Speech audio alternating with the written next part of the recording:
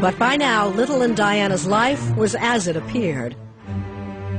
The media interest in the impending birth was intense. So much so that Diana couldn't handle the pressure and wanted labor to be induced. But she recalled, it was difficult to schedule a birth date around the father-to-be's polo matches. When we had William, we had to find a date in the dark that suited him and his polo. William had to be induced because I couldn't handle the pressure any longer. It was becoming unbearable. It was as if everybody was monitoring every day for me. Anyway, the boy arrived, great excitement, thrills, everyone was absolutely on high as a kite. We found a day that Charles could get off his polo pony for me to give birth. That was very nice, felt very grateful about that. As Britain celebrated its new heir, he's in marvellous form. Diana retreated into depression.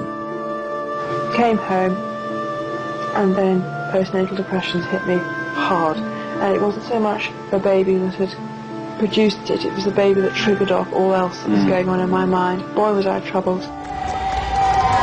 And it turns out that Britain's royal family, which already has a little prince, is due for a royal addition in late September. On February 14th, 1984, Valentine's Day, Diana's second pregnancy was announced. It came as something of a surprise for Diana because by then, she said, Charles was back in the arms of Camilla. By then I knew he'd gone back to his lady, but somehow we managed to have Harry. Nonetheless, Diana recalled that pregnancy as the happiest time of her married life. We were very, very close to each other 6 weeks before Harry was born, the closest we've ever been and ever will have been. Their closeness was short-lived, she said, because Charles had been hoping for a girl. And then suddenly, as Harry was born, it just went bang, our marriage. The whole thing went down the drain. And Charles, all he wanted was a girl. What's more, Diana said Charles was horrified at Prince Harry's red hair, a distinctive Spencer family trait. First comment was, oh God, it's a boy. Second comment, oh, and he's even got red hair. So something inside me closed off. But the couple kept up appearances. As in this 1985 British TV documentary called The Prince and Princess of Wales Talking Personally, in which Diana continued to play the role of the ideal royal consort. I feel my role is supporting my husband. She even had a cheery explanation for her weight loss. Maybe I'm so scrawny, it's because I take so much exercise. Don't know. But the truth was the talk of the palace. Diana said the Queen herself spread the stories Charles told about her. He definitely told her about my bulimia, and she told everybody that was the reason why our marriage had cracked up, because Diana's eating. Must be so difficult for Charles. Despite their joint public appearances in the late 80s, Charles and Diana lived separate lives.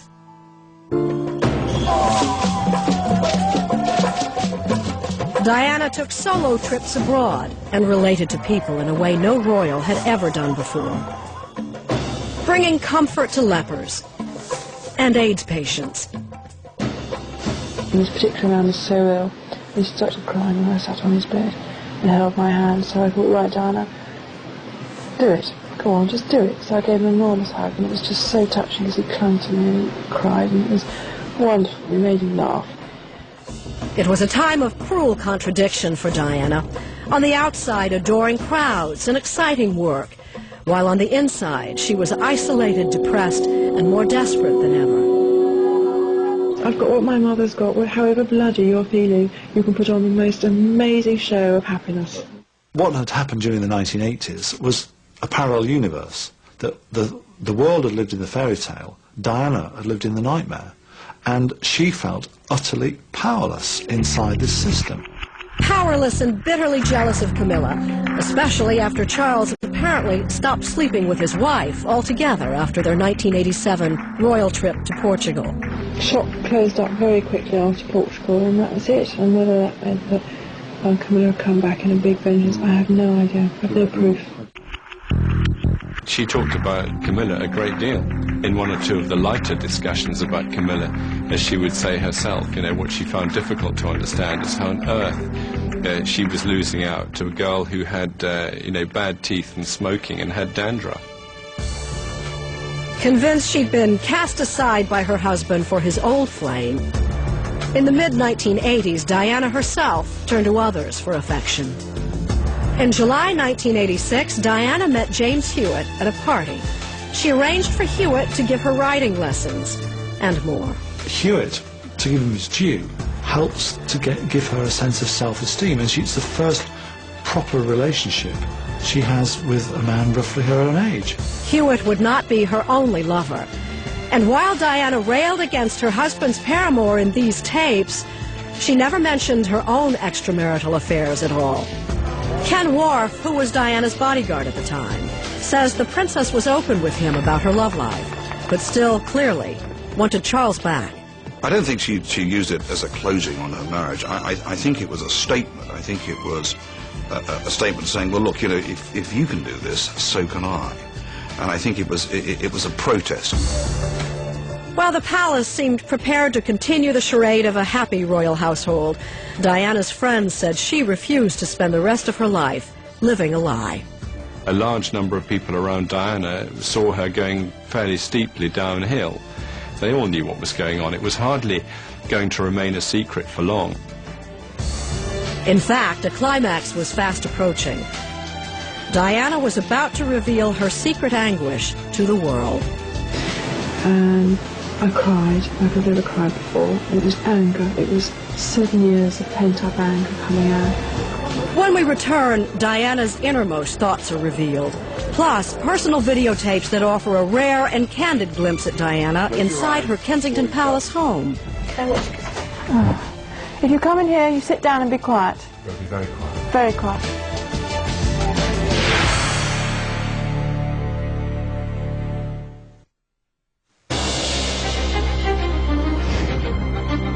A suicidal princess. I threw myself down the stairs. It was the anguish the world never heard. 6 secret tapes. Diana's own words revealed for the first time. My husband made me feel so inadequate in every possible way. Now, more explosive confessions and stunning revelations. It was 7 years of pent-up anger coming out. Including Diana's dramatic face-to-face confrontation with her husband's mistress. I said to Camilla, don't treat me like an idiot. And in another worldwide exclusive, never before seen video of Diana inside her palace home. Sorry. Rare glimpses of candor and laughter. And haunting predictions about her destiny. And you always knew I'd never be in the next queen. An NBC special. Princess Diana, The Secret Tapes. Was the handsome prince in love with his princess? We thought so, or wanted to believe it.